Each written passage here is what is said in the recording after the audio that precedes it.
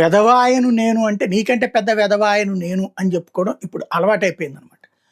ఎట్లాగంటే నువ్వు అవతలోడు భూములు తిన్నాడు కాబట్టి నేను తింటే తప్పేంటి? ఇప్పుడు గీతంకి భూములు 5,000 కోట్ల రాసి ఇచ్చేశారు. ఎప్పుడైతే దీని మీద వైఎస్ఆర్ కాంగ్రెస్ పార్టీ పోరాటం ప్రారంభించిందో, గతంలో రాజశేఖర రెడ్డి బతికుండగా రాజశేఖర రెడ్డి సోదరు విమలారెడ్డికి భూమి రాయించుకుంది. ఆ భూమిలో హాస్పిటల్ పెడతానని చెప్పేసి కాలేజీ కట్టుకుంది. అదే దాన్ని చర్చి కట్టుకుంది అన్నటువంటిది సోషల్ మీడియాలో ప్రచారం చేస్తుంది తెలుగుదేశం టీం.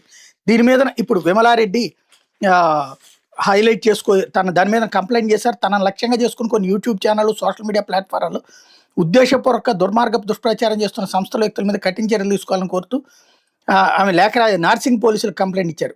తెలంగాణ పోలీసులకి 2004లో తన సెయింట్ లూక్స్ మైనార్టీ ఇన్స్టిట్యూషన్ పేరుతో ఆసుపత్రి నిర్మాణానికి భూమిని కోరుతూ అప్పటి ప్రభుత్వానికి దరఖాస్తు చేసుకున్నట్టుగా వాటిల్లో పేర్కొనడం మీద అభ్యంతరం వ్యక్తం చేశారు.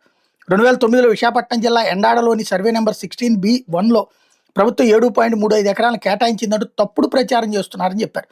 అదే క్రమంలో సదరు భూమిలో ఆసుపత్రికి బదులుగా చర్చి నిర్మించానంటూ దుష్ప్రచారం చేస్తున్నారని విమలారెడ్డి పేర్కొన్నారు. తన వ్యక్తిగత ప్రతిష్టకి నష్టం కలిగించే అబద్ధాలను వ్యాప్తి చేయడంతో పాటు మానసికంగా వేధిస్తున్నారని ఆవేదన వ్యక్తం చేశారు. ఇంతకే అవి ఆవిడ పేరున ఏవి లేవా, వీళ్ళు సృష్టించారా, ఇది తెలియాలి. లేకపోతే థింక్ ఆంధ్ర అనే యూట్యూబ్ ఛానల్ సమాజంలో ద్వేషాన్ని రెచ్చగొట్టే విధంగా దుర్మార్గ ప్రచారం నిర్వహిస్తుందని విమలారెడ్డి పోలీసులు దృష్టి తెచ్చారు. ఆ ఛానల్తో పాటు సదరు కంటెంట్ షేర్ చేస్తున్న ఇతర సంస్థల వ్యక్తుల మీద కఠిన చర్యలు తీసుకోవాలని కోరారు. కేసు నమోదు చేసుకున్న పోలీసులు త్వరలో చర్య తీసుకుంటామని తెలిపారని వెల్లడించారు. అక్కడ చర్యలు జరుగుతాయా లేదో తెలియదు. ముందు అసలు ఆమె మీడియా ముందుకు వచ్చి ఎందుకు మాట్లాడట్లేదు?